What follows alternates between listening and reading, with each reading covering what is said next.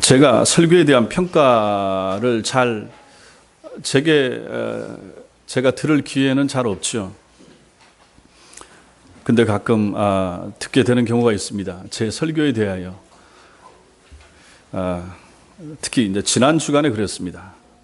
지난주 하나님 나라에 대한 설교를 듣고 제가 들은 피드백이 3건이 있습니다. 하나는 긍정적인 것이고 2개는 부정적인 것이었습니다. 몇 년 내 들은 설교 중에 가장 훌륭한 설교였다라고 얘기하는 분이 계신 반면에 어떤 분은 치는 설교가 아닌가 얘기하고 어떤 분은 화가 묻어나는 설교인 것 같다라고 얘기하는 분도 있었습니다. 저는 이 3분의 견해에 대하여 동의하지 못합니다. 잘하는 설교는 아니고 잘하는 설교자도 아니며 바르게 하려고 노력하는 설교자일 따름이고 또 제가 신학교 다닐 때부터 듣거나 배웠던 것처럼 설교에 감정을 담아서 사람을 치기 위해서라든지 물론 그것이 완벽하게 일어나지 않는다는 보장은 못하겠지만 저도 사람이니까 그럼에도 불구하고 하나님의 말씀은 말씀 그대로 순수하게 전해져야 한다라고 하는 것을 제가 늘 지론처럼 여러분들에게 얘기하지 않았습니까? 그러므로 거기에 화가 실린다든지 어떤 의도를 가지고 설교한다 그러면 그건 합당치 못한 것이죠. 제가 무슨 구약시대 선지자도 아닐 뿐더러 저도 온전한 또 바른 설교자라고 얘기할 수 없기 때문에 어쨌든 중요한 것은 하나님의 말씀의 의미를 그대로 잘 전하는 것이 중요하고 또 적용을 바르게 잘 하는 것이 필요할 텐데 그런 면에서 제게 부족함이 있기 때문에 여러분들의 저에 대한 평가가 그렇게 다를 수 있다고 생각합니다. 어쨌든 여러분들은 저를 통해서 전해주신 하나님의 말씀 그 자체에 집중하는 것이 필요하고 그것을 오늘 내게 주시는 하나님의 말씀으로 받는 것이 필요하다 하는 것입니다. 그래서 그러한 자세가 여러분과 저로 하여금 바른 성도로 성장해 가게 만들 것입니다. 유언이라고 하는 거 여러분 잘 아십니다. 유언은 죽음에 이르는 어떤 사람이 남기는 마지막 말을 의미합니다. 그러므로 그 말은 중요하죠. 또 듣는 사람은 거기에 집중하게 되고 또 그것을 지키고자 애를 쓰게 될 것입니다. 사도행전 1장에는 주님의 유언과도 같은 말씀이 4절에 걸쳐서 기록되어 있습니다. 그것이 바로 4절과 5절, 7절과 8절입니다. 주님이 친히 하신 말씀이기 때문에 NIV 영어 성경에 보면 예수님이 하신 말씀은 빨간색으로 칠해져 있습니다. 그래서 거기 4절과 5절과 또 7절, 8절 여기에 빨간색으로 칠해져 있습니다. 주님이 마지막으로 승천을 앞두고 하늘로 올라가시기 전에 마지막으로 이 땅에 계시면서 남기신 말씀이 바로 4절, 5절, 7절, 8절이 된다 하는 것입니다. 오늘 4절과 5절을 보고 다음 시간에 나머지 부분을 보겠습니다. 오늘 이 말씀을 통해서 주님께서 또 우리에게 주시는 깨달음과 지혜가 있게 되길 바랍니다. 먼저는 모으시는 예수님을 우리는 보게 됩니다. 십자가에서 못 박혀 돌아가신 지 사흘째 되는 날 죽은 자 가운데서 다시 살아나신 예수님께서는 제자들에게 하나님 나라에 대해서 가르쳐 주셨습니다. 그리고 그 후에 있었던 일을 오늘 본문이 전합니다. 그 하나님 나라에 대한 일을 우리가 지난 시간에 3절에서 보았습니다. 그 뒤에 이어지는 거죠. 사도행전은 교회가 어떻게 태동이 되고 사도들에 의해서 교회가 어떻게 성장하고 퍼져 나갔는지를 밝혀주는 기록이 됩니다. 그 사도행전의 본격적인 내용이 오늘 말씀에 보면 4절 앞부분에 사도와 함께 모이사라고 하는 단어로 전개되고 있다라는 것입니다. 이 모임에서 교회가 시작됐다 하는 것을 우리가 알 수 있는 거죠. 그럼 여기 4절 앞부분에 사도와 함께 모이사 누가 누구와 함께 모였다는 말입니까? 부활하신 주님께서 당신의 제자들과 함께 모이셨다 이렇게 보는 것입니다. 부활 전에 보잘것없는 제자들과 함께 하시던 주님께서 부활의 영광스러움을 입으신 후에도 여전히 그들과 함께 계시다 하는 것을 여기서 보게 됩니다. 영광스럽고 영광스러우신 제2위 하나님께서 하찮은 죄인들에 불과한 그들과 여전히 함께 계신다. 여전히 그들과 같이 모여 계시다 하는 것입니다. 그리고 거기서 교회가 시작된 것입니다. 이때 모인 사람들 중에는 베드로와 요한과 같은 어부가 있었는가 하면 마태와 같은 세무공무원, 세리도 있었습니다. 열심당원 시몬 역시 주님의 제자로 거기에 같이 있었습니다. 열심당원이라는 사람들은 로마 제국에서 독립을 쟁취하기 위해서 무력마저도 불사했던 그러한 무리, 그러한 집단을 말합니다. 이렇듯 전혀 이질적인, 전혀 같이 어울릴 것 같지 않은 사람들이 한 자리에 모여 있다라는 것입니다. 상식적으로 생각하기 어렵습니다. 그런데 이들이 예수님으로 인해서 한데 모였다라는 것입니다. 성경을 읽을 때, 설교를 들을 때 늘 그랬겠거니 하고 생각하시고 듣지 마시라라고 자주 말씀드립니다. 왜 그런가? 무슨 뜻인가? 생각하시라 하는 것입니다. 지금 여기 모인 사람들도 마찬가지입니다. 지금 이렇게 들어보면 그렇지. 전혀 같은 부류, 같이 모일 수 있는 그러한 종류의 사람들이 아닌데 지금 모여 있다 하는 것입니다.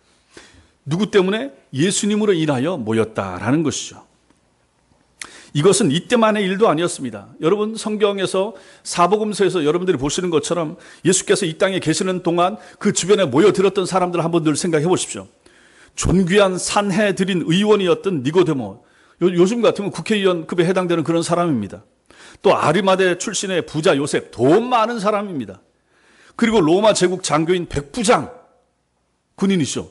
이런 사람도 예수께로 몰려오고 예수님 옆에서 말씀을 듣고자 했죠. 그런가 하면 아주 비천한 빈민도 있었고 고치지 못할 불치병 환자, 문둥병 환자, 밤거리의 창녀도 예수님 주변에 모여들었다 하는 것을 우리는 알고 있습니다. 이들이 어찌 한자리에 모일 만한 사람들이란 말입니까? 그렇지만 이들도 역시 예수님으로 인하여 모이게 됐다. 한자리에 모일 수 있었다 하는 것입니다. 이것이 오늘 함께 사도와 함께 모이사라는 말씀을 통해서 우리가 볼 수 있는 내용이라 하는 것이죠. 여기 함께 모이사, 이것은 이 단어가 헬라어로 보면 슈날리조라고 하는 단어인데 여기 함께 식사하다, 모이다라는 뜻 외에도 함께 식사하다라는 의미도 들어 있습니다. 그렇다면 주님께서 단지 일회성으로 한 번 그들을 소집하고 모으신 것이 아니라 모여서 그들과 함께 식사를 나누며 대화도 나누면서 진정으로 그들과 어울려 주셨다라는 것을 보게 되는 것입니다. 그러한 예수님으로 인해서 전혀 다를 것 같은 이질적인 그러한 제자들이 주님 안에서 서로 모여서 조화를 이루고 일치를 이루는 모습으로 이루어져 갔다 하는 것입니다. 그래서 그것이 진정한 교회로 나중에 변화되는 것을 사도행전 뒷부분에서 보게 되는 것입니다. 중요한 것은 이 슈날리조라고 하는 이 단어가 성경 전체에서 오늘 이 성경 본문에 예수님에게만 국한해서 오직 단 한 번만 사용됐다라는 것입니다. 여기 외에는 다른 성경에는 어디에도 더욱이 인간에게 이 단어가 사용된 적이 없다 하는 것입니다. 슈날리조는 여기서 한 번 딱 사용되고 말았다 하는 거죠. 이것이 무엇을 보여줍니까? 이것은 인간의 의지, 인간의 능력으로는 이러한 연합, 이런 모임이 불가능하다 하는 것을 보여주는 것이죠. 전혀 이질적인 완전히 다른 종류의 사람들을 한자리에 불러 모으고 그들을 조화시키고 일치롭게 해서 그 일을 일구어 내실 수 있는 분은 오직 예수님 한 분밖에 없다라는 사실을 이 말씀이 우리에게 보여주는 것입니다. 더러운 인간을 살리기 위해서 십자가에서 속죄 제물이 되어주신 오직 예수님 한 분 외에는 이러한 아주 다른 종류의 각계각층의 사람들을 불러 모을 수 있는 사람, 그분은 오직 예수님 한 분밖에 없다라는 것을 이 말씀이 우리에게 보여주는 것입니다. 여기서 여러분과 제가 얻을 수 있는 교훈이 무엇입니까? 먼저는 교회는 주님이 모으신다라는 사실입니다. 주님의 교회는 주님이 모으십니다.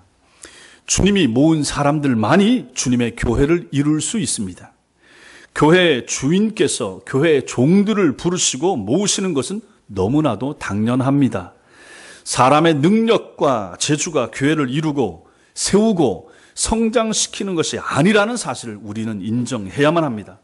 그러나 지금 우리 시대에는 사람의 재주와 능력으로 세워진 교회도 상당히 있음을 우리는 인정해야만 할 것입니다.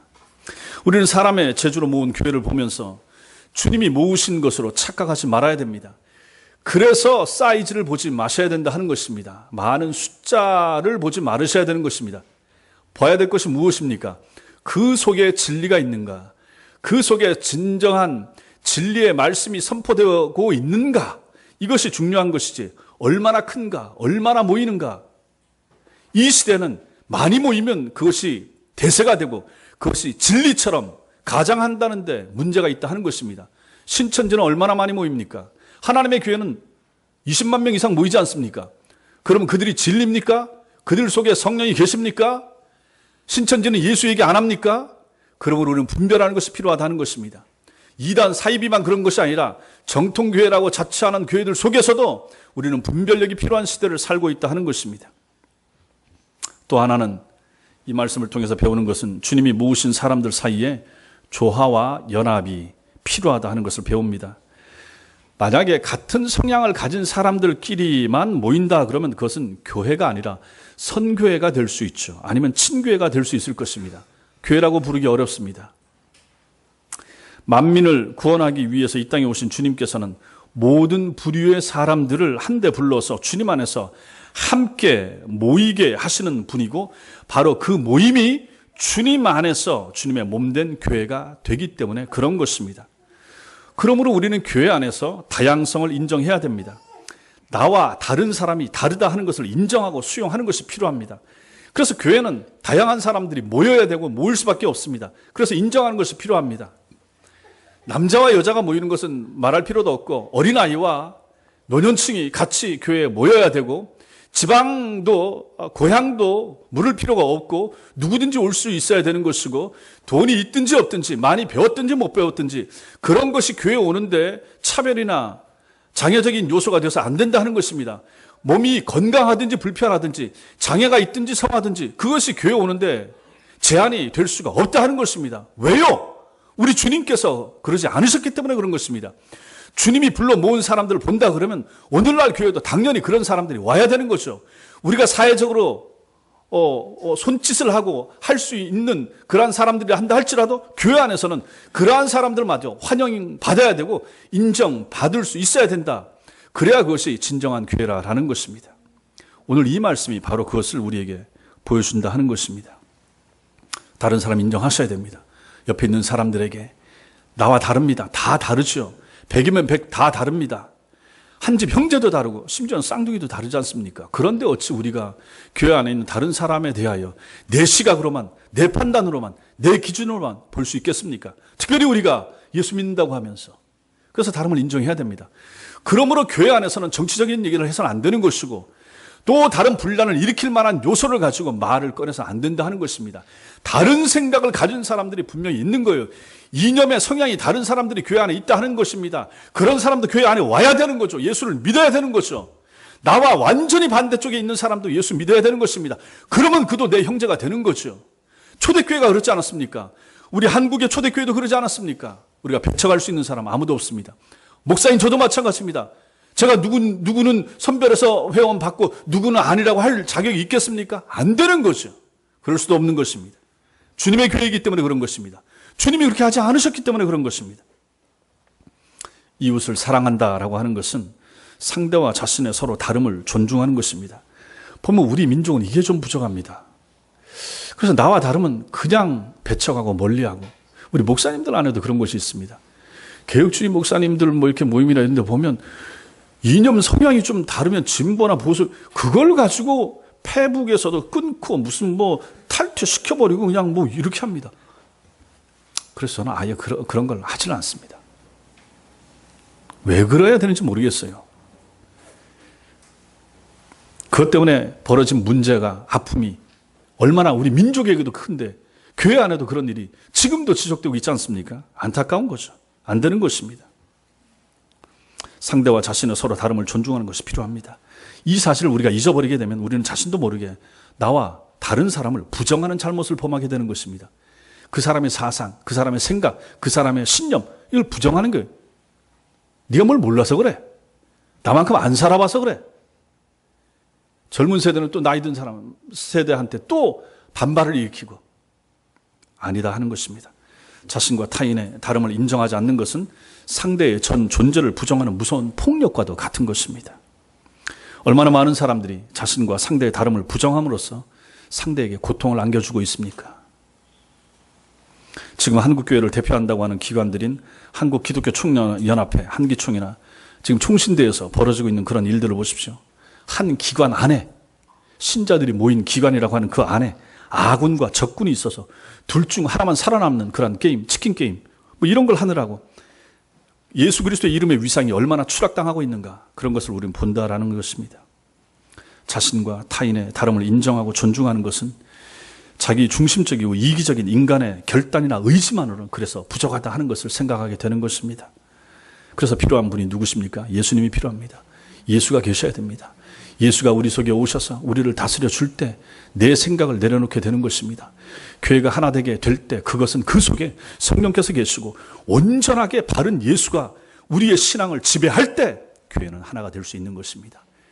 그래서 목사와 성도들이 하나가 되고 참된 아름다운 성도, 아름다운 교회로 발전하게 되는 것은 예수 그리스도가 지배하시고 성령이 주관하실 때만 그것이 온전하게 가능하다 하는 것입니다.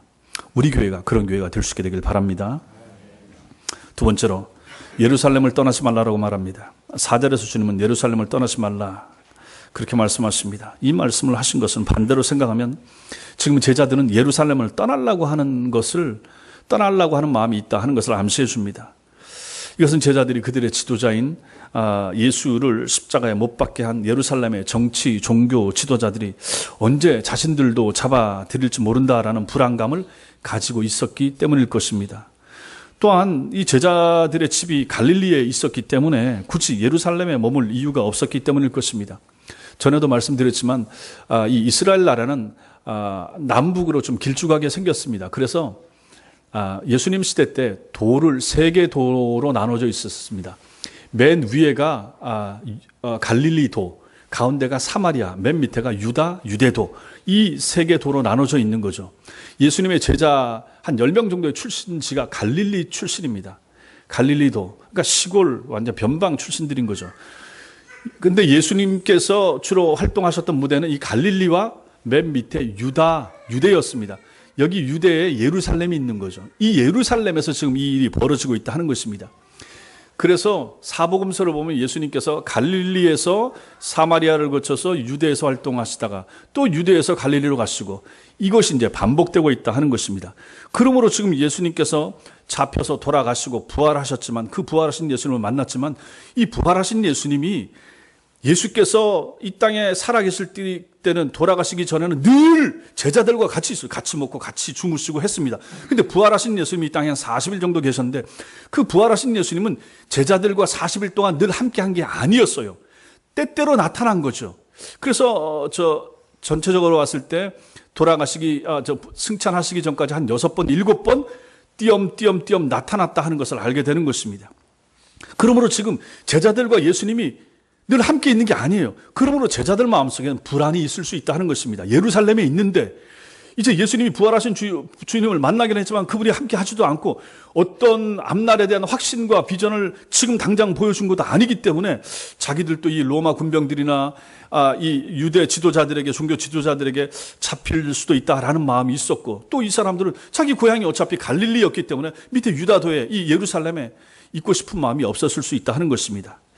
이러한 제자들의 속사정을 아시는 주님께서 제자들에게 평화의 도시 예루살렘, 평화의 도시, 평화의 성읍, 평화의 도성, 그런 의미를 가진 이 예루살렘을 떠나지 말라라고 말씀하셨는데 그 이유가 무엇인가?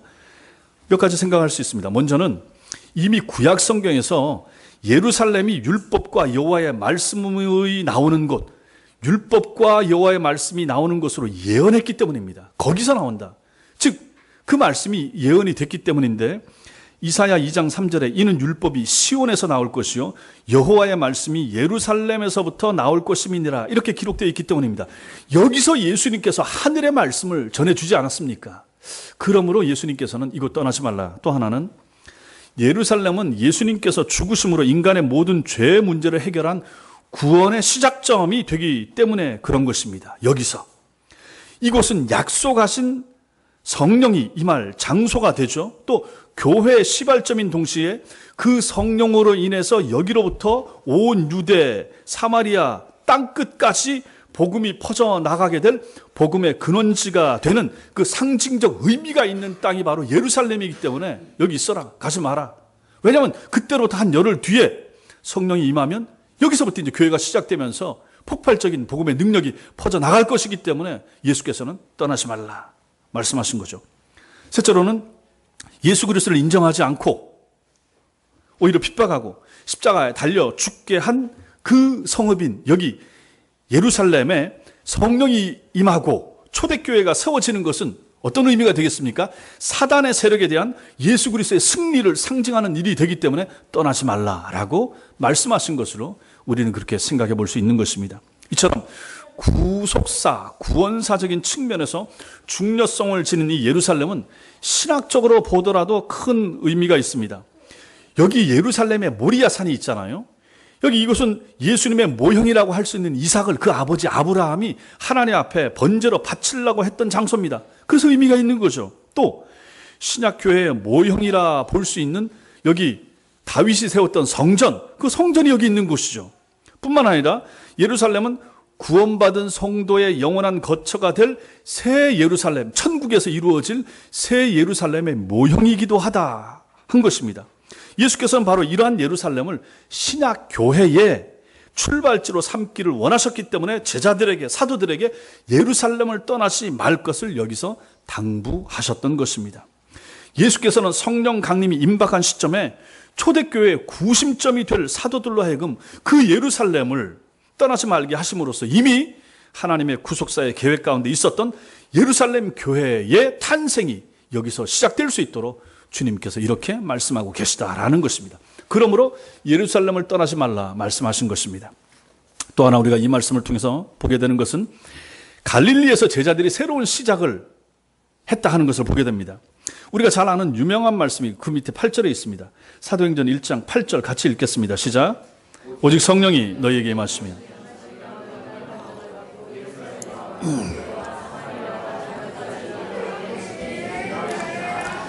예, 이거 이제 우리가 잘 아는 유명한 말씀이 되는 거죠. 그런데 주님께서 보십시오. 부활하시자마자 제자들을 땅끝으로 가라라고 하시지 않은 거예요. 우리가 성경에서 확인하는 것처럼 주님은 제자들로 하여금 먼저 그들의 삶의 터전이었던 갈릴리로 돌아가게 하셨습니다. 부활하신 다음에 갈릴리에서 보자 약속했잖아요. 가나안인 시몬 또 가론 유다를 제외한 예수님의 나머지 10명의 제자들은 갈릴리에서 태어나서 갈릴리에서 잔뼈가 굵은 고향이 갈릴리인 사람들입니다. 자, 그런데 이들에게 말씀하십니다. 마태복음 26장 32절에 주님은 그러나 내가 살아난 후에 너희보다 먼저 갈릴리로 가리라 이렇게 말씀하셨죠. 마태복음 28장 7절에도 천사가 이렇게 말합니다. 그가 죽은 자 가운데서 살아나셨고 너희보다 먼저 갈릴리로 가시나니 거기서 너희가 배우리라 이렇게 기록하고 있습니다. 물론 부활하신 날 당일날 예수님 제자들과 여인들에게 나타나기도 했지만 그러고 나서 사라지신 다음에 갈릴리로 가셨다라는 것입니다. 주님이 부활하신 후에 갈릴리에 가시겠다라는 약속이 되는 거죠. 예루살렘에서 부활하시고 나서 갈릴리에서 보자. 거기서 보자. 요한복음 21장 우리가 봤지 않습니까? 거기 보면 주님은 실제로 부활하신 후에 갈릴리의 제자들보다 먼저 가 계셨죠. 그래서 그들을 위해서 고기와 떡을 구워놓고 있었죠. 거기서 제자들 뭐 했습니까? 주님이 여기서 약속했는데 안 오시니까 기다리는 동안에 이들이 지금 다시 고기 잡이를 하고 있는 거예요. 그리고 그 밤에 고기 잡으러 나갔다가 빈배였죠. 그런데 예수께서 배 오른편에 그물을 던지라 해서 고기를 잡고 깜짝 놀라서 그 앞에서 엎드려 절하고 밖에 나와가지고 고기를 가지고 오고 예수님께서 모닥불 준비하시고 떡과 고기를 구워서 같이 나눠 먹자. 부활하신 예수님께서. 그런 장면이 우리가 요한복음 21장에서 보지 않았습니까? 왜 주님은 갈릴리로 가셨을까? 왜 거기서 보셨을까? 그냥 그 예루살렘에서 모든 일을 하시고 여기서 다시 시작하자, 힘내자 이렇게 했으면 좋을 텐데 왜 갈릴리에서 보자고 했을까? 두 가지 정도 이유를 생각해 볼 수 있습니다. 먼저 첫째는 갈릴리는 제자들과 주님의 첫 번째 만남의 장소였기 때문에 그렇다라는 것입니다. 거기서 처음 대부분의 제자들 다 거기서 만났지 않습니까? 갈릴리 호수에서 어부 생활하던 그들을 마태복음 4장 19절에 나를 따라오너라 내가 너희로 사람 낚는 어부가 되게 하리라 이렇게 부르셨던 장소, 그게 바로 갈릴리 아닙니까? 그러므로 이제 부활하신 주님은 그들에게 처음 사명을 주셨던 그 갈릴리에서 다시 만나 사람 낚는 어부로서의 사명을 재확인시켜 주시고자 거기서부터 다시 시작하게 하신 것이 아닌가, 우리는 이렇게 생각할 수 있는 것입니다. 거기서 예수님 만나고 거기서 첫사랑 되신 예수님을 체험하고 경험했던 그 장소 얼마나 중요한가 하는 거죠. 또 하나 생각해 볼 수 있는 것은 주님께서 제자들을 변함없이 내가 너희를 사랑하신다 하는 것을 몸으로 보여주기 위해서 갈릴리에서 보자, 이렇게 말씀하신 것으로 생각할 수 있습니다. 이것은 어디에서 우리가 그렇게 생각할 수 있습니까? 요한복음 21장에 주님께서 베드로에게 말씀하신 것이 나오죠. 거기서 고기 잡아온 거 가지고 같이 먹자. 예수께서 모닥불 준비하시고 떡 준비하셔서 밤새 고기 잡느라 한 마리도 못 잡은 그 수고한 제자들에게 고기를 주시고 나서 먹이고 나서 예수님께서 이제 옆에 있는 베드로에게 말씀하시는 거죠. 내가 나를 사랑하느냐? 내가 나를 사랑하느냐? 3번이나 물으시고 거기에 대한 베드로의 대답이 나오는 것을 우리가 보지 않습니까? 이것은 베드로를 향한 사명의 확인도 되지만은 3번이나 예수님을 부인했던 베드로를 여전히 사랑하고 계시는 주님의 사랑을 확인하는 순간이기도 했다라는 것입니다. 확인하는 거죠. 사랑하니까 묻는 거죠. 사랑하니까 묻는 거죠. 그 마음을 아시는 주님께서 내가 너 사랑한다, 아낀다, 너 3번 실패했지, 괜찮다, 다시 일어나라, 여전히 내가 널 아낀다, 내가 널 여전히 믿는다, 나를 위해서 앞으로 할 일 많다, 이렇게 말씀하시는 자리가 바로 그 자리, 그것이 바로 갈릴리였다라고 하는 것입니다. 결국 갈릴리는 예수님의 사랑을 재확인하는 그러한 자리가 되는 거죠. 사명의 재확인, 사랑의 재확인, 그 자리 바로 갈릴리였던 것입니다. 이런 의미에서 우리 각자에게도 우리 자신만의 갈릴리가 있을 수 있다, 이렇게 생각해 볼 수 있습니다. 여러분들이 주님을 처음 만났던 곳, 여러분이 예수 그리스도를 체험했던 그 장소, 그 시간, 그 경험, 첫사랑을 체험했던 곳, 주님께 사명을 받은 곳, 주님의 사랑을 확인했던 곳, 그 어딘가, 그것은 예전에 처음 나갔던 교회일 수도 있고 어떤 예배였을 수도 있고 어떤 여러분 마음에 기억나는 어떤 목사님, 그 예배 시간, 그럴 수 있습니다. 충분히 그럴 수 있습니다. 그런 것이 우리에게 필요하다. 그러나 더 본질적으로 여러분과 저에게 있어서 이런 갈릴리는 어디인가? 이것은 바로 우리의 예배 드리는 이 장소, 예배 시간이다, 이렇게 생각할 수 있습니다. 우리는 주님의 사랑과 주님의 사명을 자주 재확인하는 것이 필요합니다. 언제, 어디서 그것을 재확인할 수 있습니까? 예배 드리는 장소 아니겠습니까? 예배 드리는 이 시간 아니겠습니까? 이 시간에 말씀을 통하여 확인하는 건 뭡니까? 예수께서 나를 사랑하시는구나. 여러분들이 말씀을 듣다가 또 어떤 생각이 듭니까? 내가 사명이 있구나. 내가 주를 위해 살아야 되는구나.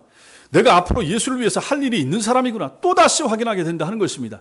예전에 확인했던 거, 20년 전에, 30년 전에, 5년 전에 확인했던 예수의 사랑, 받았던 사명, 그것을 다시 예배 시간에, 오늘 이 시간에 다시 또 말씀 가운데 되새기게 된다 하는 것입니다. 리셋이 여기서 일어나게 되는 것이죠.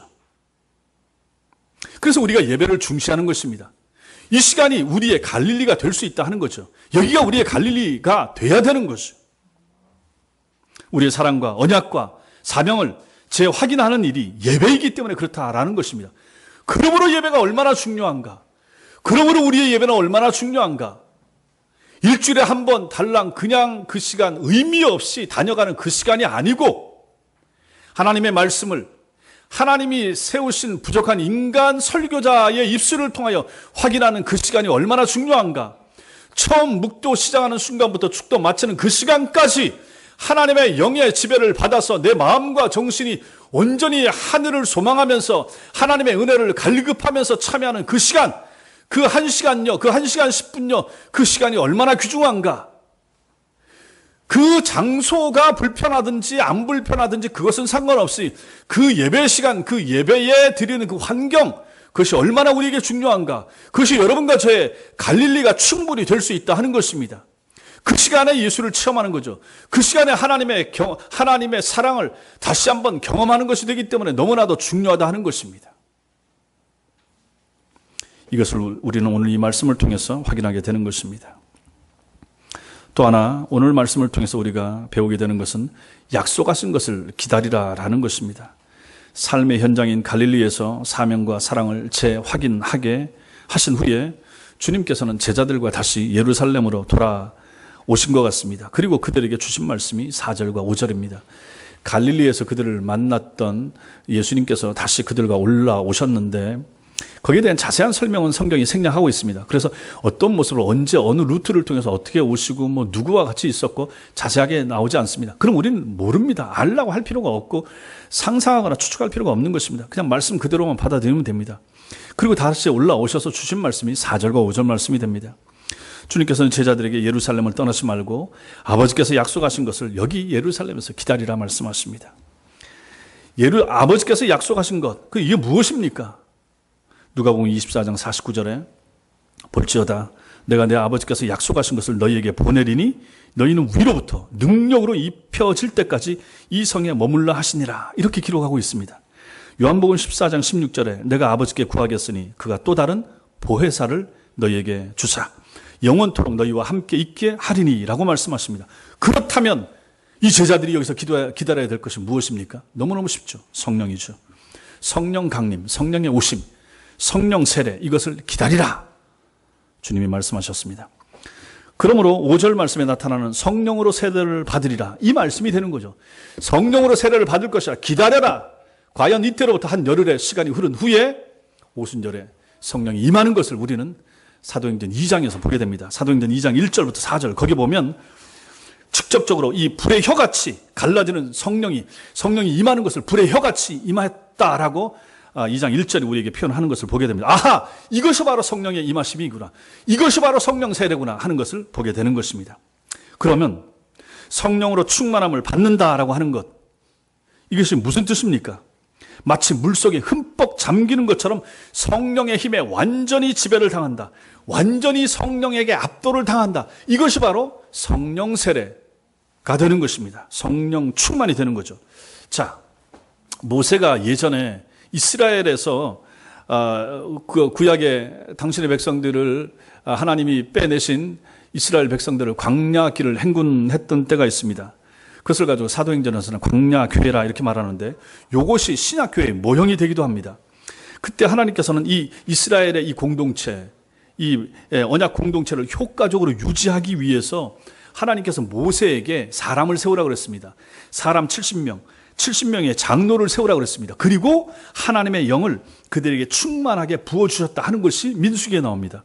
민수기 11장 17절에 내가 강림하여 거기서 너와 말하고, 이거 모세에게 하나님께서 말씀하시는 것입니다.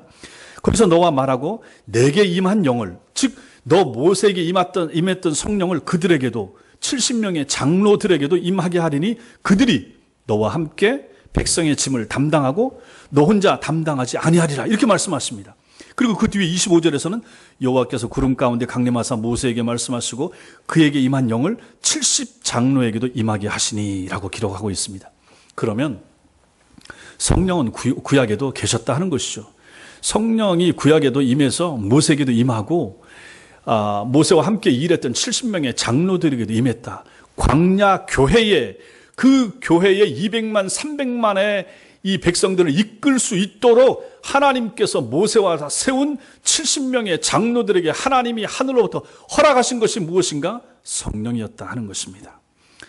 하나님께서 광야교회의 지도자들을 위해서 성령을 부어주셨던 것처럼 이제 새롭게 시작되는 신약교회의 구심점이 될 이 11명, 마띠아까지 12명의 이 사도들, 이 지도자들을 위하여 필요했던 것이 무엇입니까? 성령이 필요했던 거죠.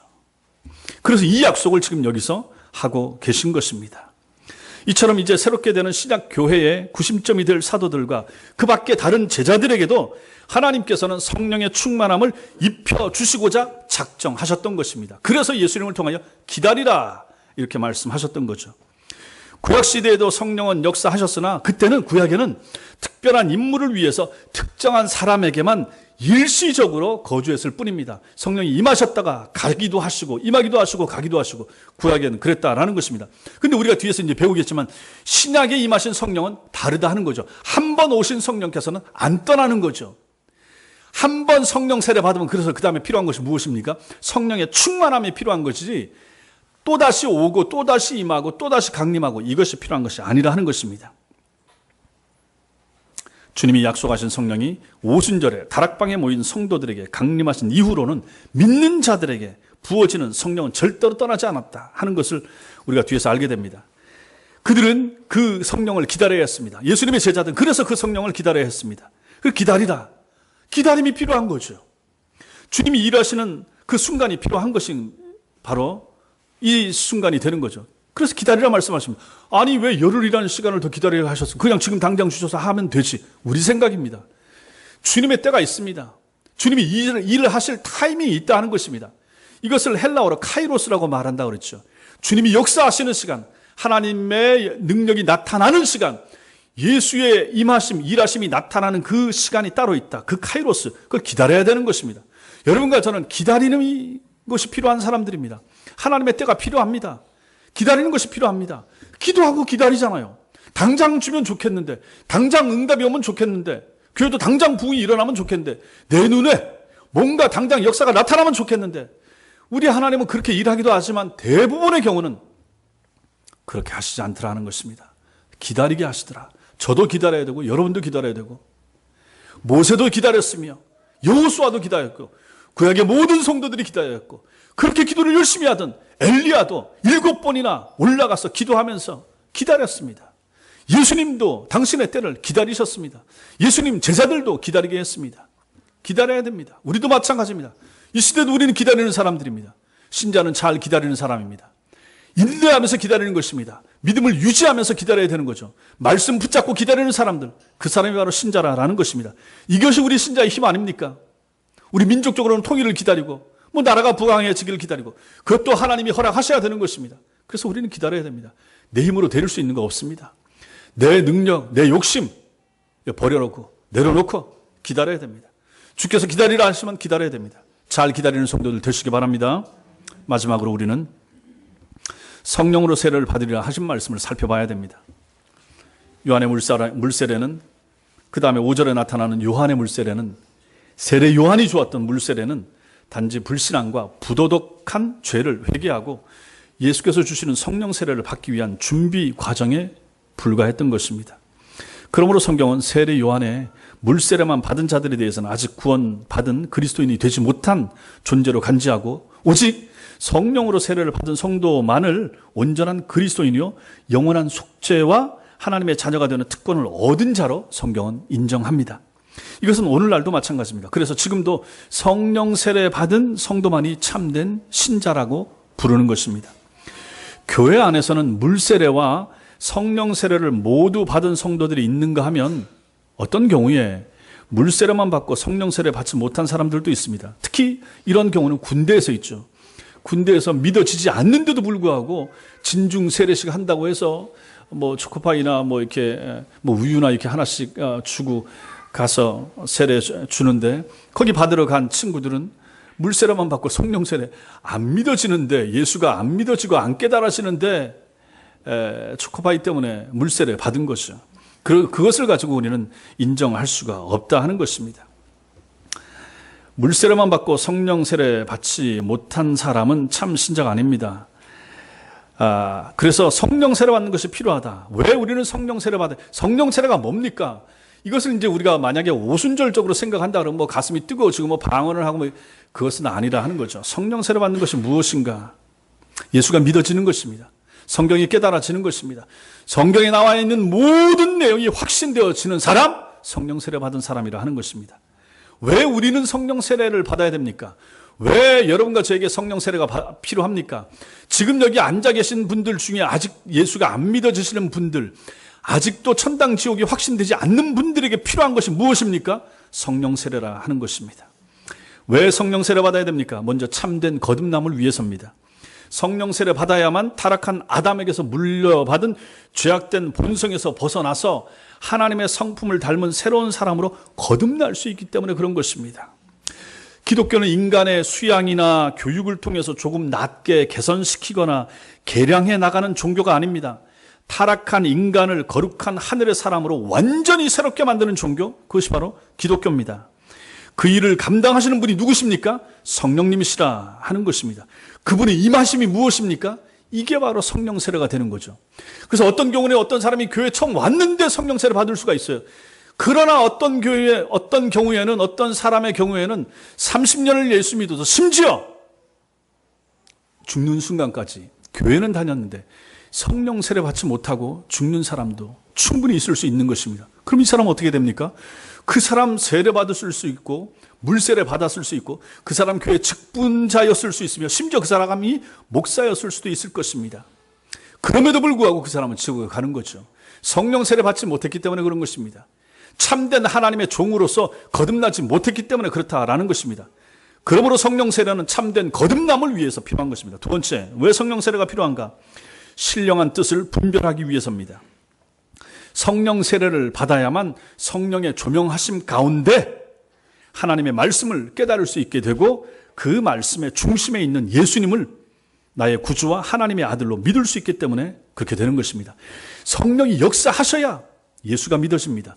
성령이 역사하셔야 설교가 들립니다.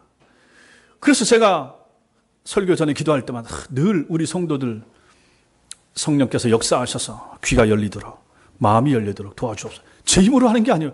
제 말의 능력으로 하는 게 아니에요. 착각하시면 안 된다 하는 것입니다. 그래서 목사를 칭찬할 필요가 없는 거예요. 어떤 목사 설교 잘하더라 말할 필요가 없는 거예요. 위대한 부흥사요, 탁월한 설교자요, 말할 필요가 없는 거예요. 어눌한 전도사 설교를 통해서도 하나님은 역사하셔서 한 영혼을 회심시키시는 분이 하나님이시기 때문에 그런 것입니다. 달변의 설교자를 통해서 수많은 사람을 지옥으로 몰고 갈 수 있는 일도 기독교 세계에 나타날 수 있는 거예요. 그러므로 사람을 칭찬할 필요가 없습니다.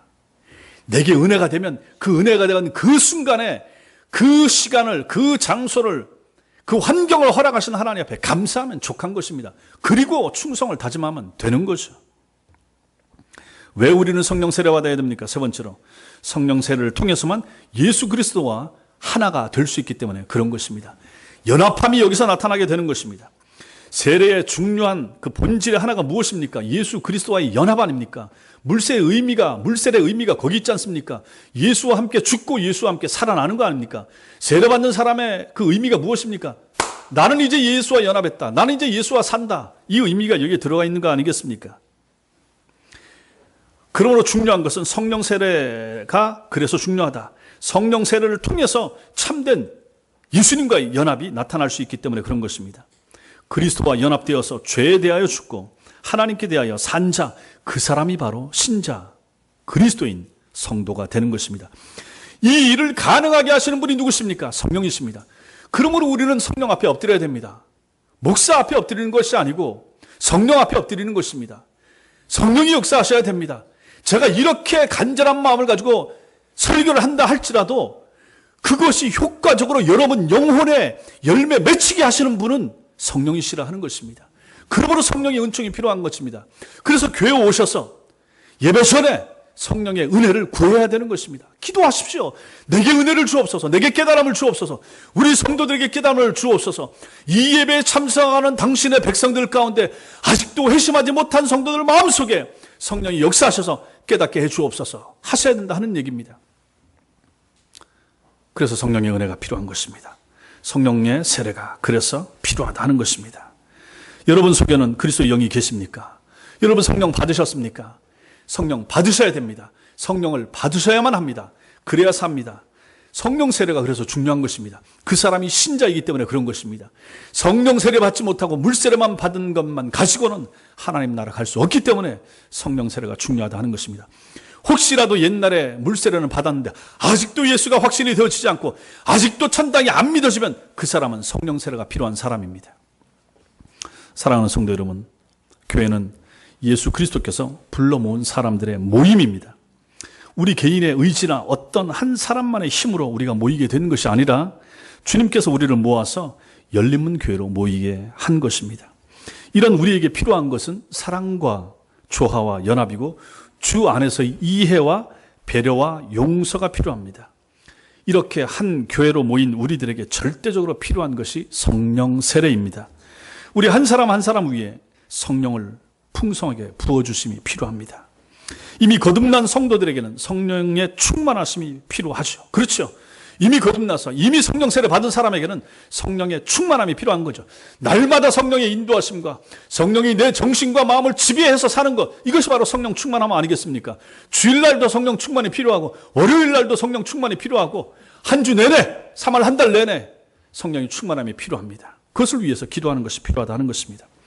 아직 예수님이 구원주로, 아직 예수님이 메시아로, 아직 예수님이 천당의 주인으로 믿어지지 않는 그러한 성도들에게는 성령의 함께 하심이 필요합니다. 성령 세례가 그분에게 필요하다는 것입니다. 이것이 바로 성령 세례입니다. 여기 앉아 계신 여러분들 가운데 아직 물세례를 안 받으셨는데 예수가 믿어지는 분 계실 수 있습니다. 그분 성령 세례 받은 분입니다. 그분 제게 찾아오십시오.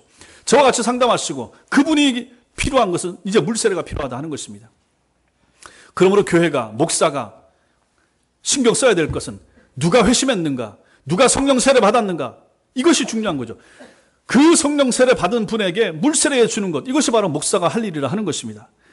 제가 추구하는 교회 모습은 바로 그런 모습이 되는 거죠. 전도해서 여러분들이 애쓰셔서 전도하셔서 어떤 분을 모셔다 놨을 때 저는 잘 가르쳐야 될 책임이 있죠. 그래서 그분이 잘 가르침을 받다가 배우다가 어느 날 성령의 역사하심 가운데 마음속에 예수가 믿어지면, 성령 세례 받으면, 그 성령 세례 받는 것은 저는 모르죠. 그분만이 알죠. 그분과 제가 대화를 해서 그분이 성령 세례 받은 것을 제가 확인하게 되면 교회 이름으로 제가 그분에게 물세례를 줄 수 있다는 것입니다. 이렇게 회심하는 성도를 만들어가는 것, 이것이 바로 교회가 해야 될 일이 되는 것입니다.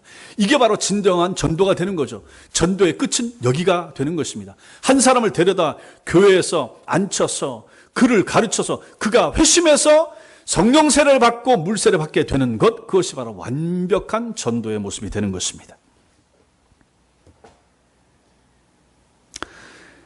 이런 일들이 우리 교회 안에 계속해서 나타날 수 있게 되길 바랍니다.